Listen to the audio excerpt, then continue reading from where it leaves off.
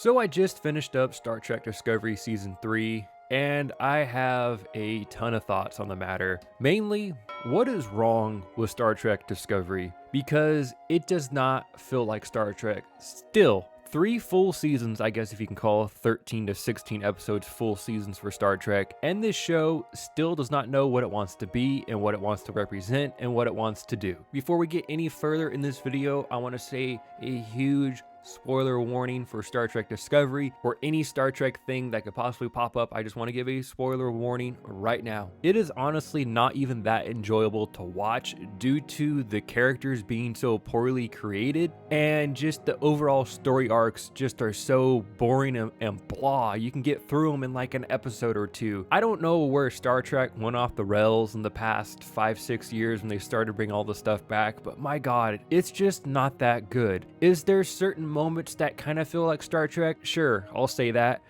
But the overall feel of Discovery, and even Picard for this matter, doesn't feel like Star Trek. It doesn't have the optimism you're supposed to have when you watch Star Trek. You're not learning things like you should when you watch Star Trek. You're not feeling connections to characters like you should when you watch Star Trek. When you watch Discovery, it's just cold and boring, and it has explosions. Pretty much the same thing for Picard. Whoever writes all this new stuff, or I guess the mini writers, they just don't, I guess, get what Star Trek represents and what it is. They're just creating surface level characters, and they spend no real time with them, and the characters they do develop to an okay extent, they kind of just throw to the side or they kill them off. It just feels like there's no point to it all, because at least with the other main Star Trek shows, TNG, DS9, Voyager, Enterprise, you grow with the characters as the show goes on, and you know you're getting somewhere with the characters. Even more side characters, say like for Enterprise, for example, like Hoshi. She's a main character technically, but she's not the main character or one of the 3-4 main characters,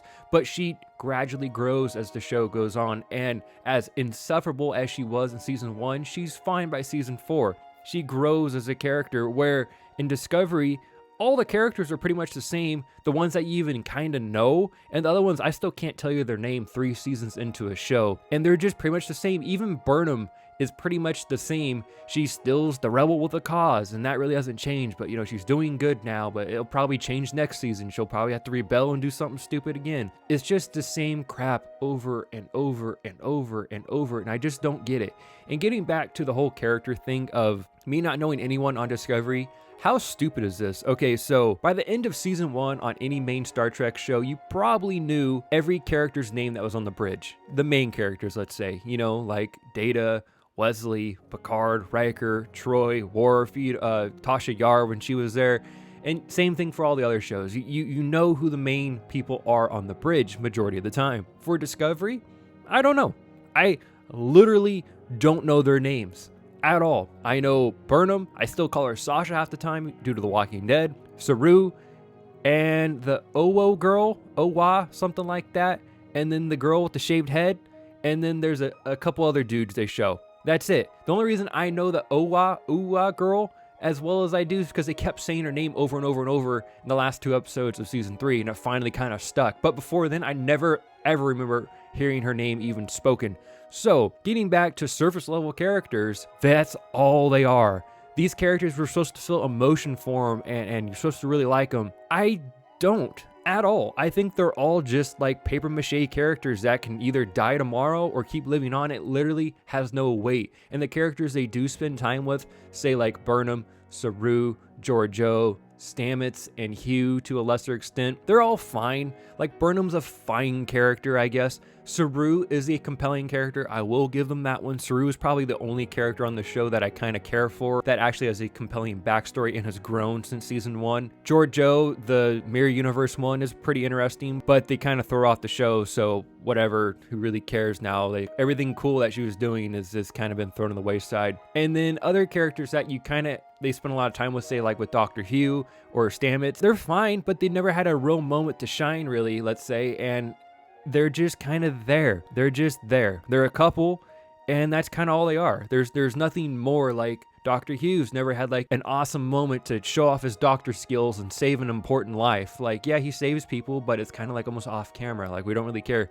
Stamets, if he didn't have the marsupial drive thing in him, he's no good. What good is he? Half the time, he's just kind of a prick. So what good is he on the show, and what good is he to the crew? I know he's supposed to be all smart and whatever, but still, you get what I'm saying. And Tilly, I know I left her off when I was talking about the main bridge crew because she kind of bounces back and forth between like the engineering and then like the bridge. She's fine.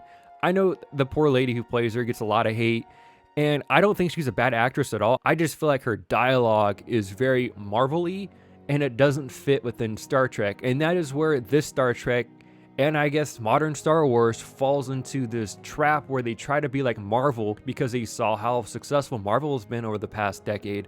And they try to recreate that instead of just staying in their own lane and doing Star Trek humor or Star Wars humor. Because Marvel humor, the smart alecky stuff like what Iron Man does or what Thor does or whatever, fits in Marvel.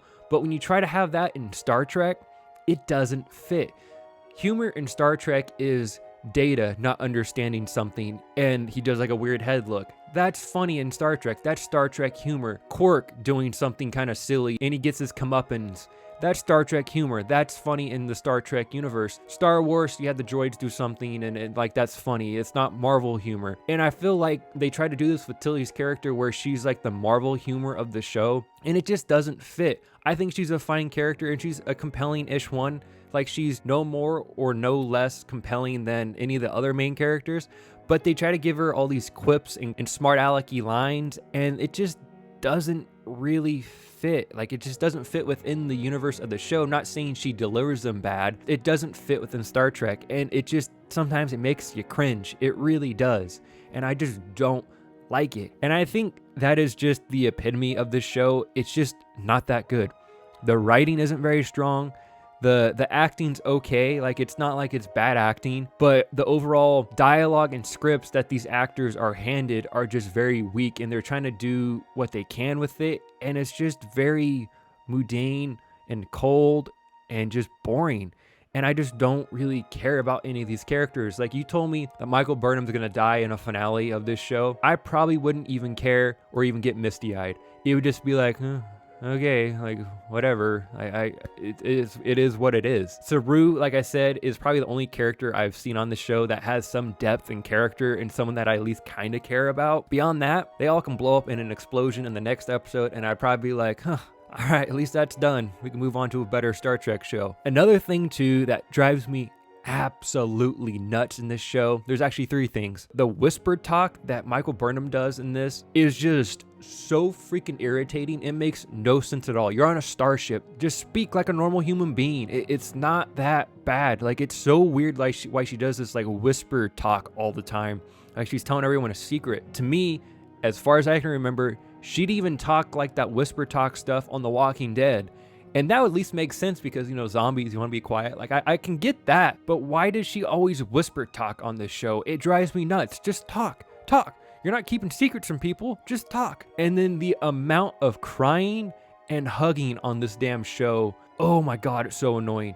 I don't understand why everyone has to cry every episode and everyone has to hug each other every episode. Go through TNG, DS9, Voyager, Enterprise, and add up all of the crying through all those shows and all of the hugging. It doesn't come close to the first, 3 episodes of Discovery in season 3. It is utterly ridiculous how much crying, hand-holding, and hugging going on. I get it, crying and hugging in very emotional moments, but these people are crying over nothing, and they're hugging each other over nothing. Did you ever see Picard and Riker hug each other because they had to go fight the Borg in a hard situation? No. You didn't. Did you ever see Cisco and Dax start crying to one another about they had to go fight the Dominion or someone hardcore? No, you didn't. You ever see Captain Janeway cry about something? No, you didn't. Captain Archer to Paul or Trip cry over something? No, you didn't. Even when Trip freaking died, you didn't see people crying. Even when Cisco died, you barely saw some tears, and that is a time to cry. It is just so melodramatic and just annoying. I don't get why they thought Star Trek fans wanted to see something like this. I get that the Star Trek Kelvin timeline movies were popular enough, and maybe they want to tap into the more melodramaticness and cinematicness, or whatever you want to call it, but it just doesn't work from a week-to-week Star Trek show. It just doesn't. It's just overall not that good, and I feel like I'm not in the minority here at all. You go through IMDb and look at the reviews to any given episode, the highest you're going to find is probably a 3, and people have the same arguments that I do: the whisper talking, the crying, the hugging, the melodramaticness, the surface level characters that have no depth or no character development at all. I'm not the only one, which is good, because that means a lot of Star Trek fans are seeing what I'm seeing, and it's just not very good, and I don't get how it keeps going on. And a lot of people will say, all the woke people in the world will say, oh, you just hate it because it's just trying to push the envelope and it's more woke than it's ever been before. Look, I'm a Star Trek fan. I'm all for progressiveness and all that stuff in within Star Trek, but the stories just aren't good and the characters just aren't good.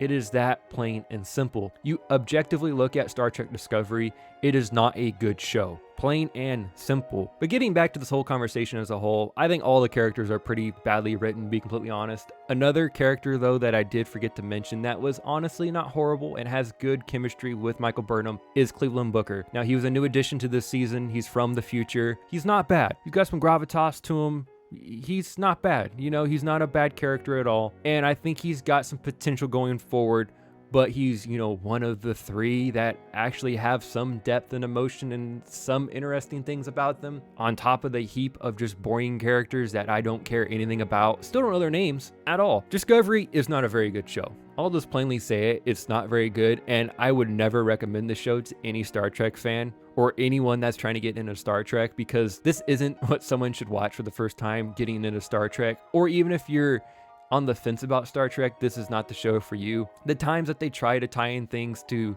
the original series or anything like that, it honestly feels like a slap in the face half the time, because the show itself doesn't even represent what the core meanings of the other Star Trek shows are. So like, why even try? I don't understand that at all. Like in this past season 3, they try to do Unification Part 3, and they have like a clip of Spock from TNG about Unification Part 1 and 2 back in the TNG days. It just feels kind of like an insult and fan service, but not good fan service like The Mandalorian. And it just feels like they're insulting our intelligence. Like, oh, remember when Spock did this? I bet you kind of don't. We're going to show it again. Remember Spock, how cool Spock was? He was really, really cool. And Michael Burnham's his stepsister that you really didn't even know about, or should I say adoptive sister. It feels kind of like an insult that we don't know Spock. Like, of course, we're Star Trek fans. We're watching this below average show. We're obviously Star Trek fans. And yes, we all love Spock because he's actually a good character compared to the rest of this pile of trash you give us. And I may sound like I completely hate this show, and I may sound like a hater on all of Discovery, and I guess I kind of am. I have watched 3 seasons worth. I don't feel compelled to like any character other than like Saru.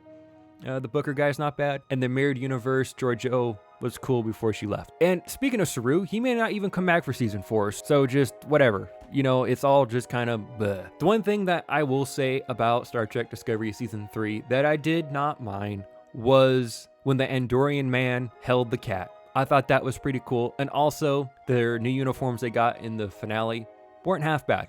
They weren't horrible. They're kind of reminiscent of the motion picture uniforms, just better looking. And I kind of dug them. I didn't think they looked too bad. But overall, Star Trek Discovery as a whole, not just season 3, is very subpar. It has horrible surface level characters with no real depth, and characters I still don't even know their names. And it's not for me not trying.